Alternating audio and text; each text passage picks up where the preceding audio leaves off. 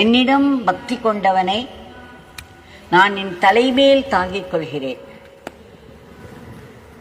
உத்தமமாக இருக்கக்கூடிய ஒருத்தனுக்கு நமஸ்காரம் செய்தல் ஒரு பெரிய காரியம் இல்லை.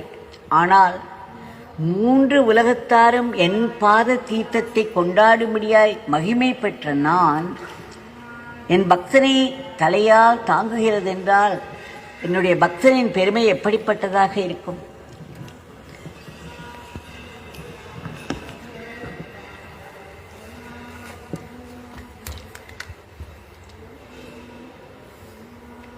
என்னுடைய பக்தன்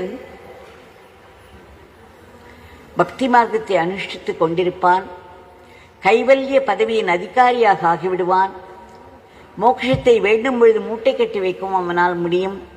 பிறகு அதை அவிழ்த்தெடுத்து பிறருக்கு தானம் செய்யவும் முடியும். அப்பேற்பட்ட திறமை உள்ளவனாயிருப்பான்.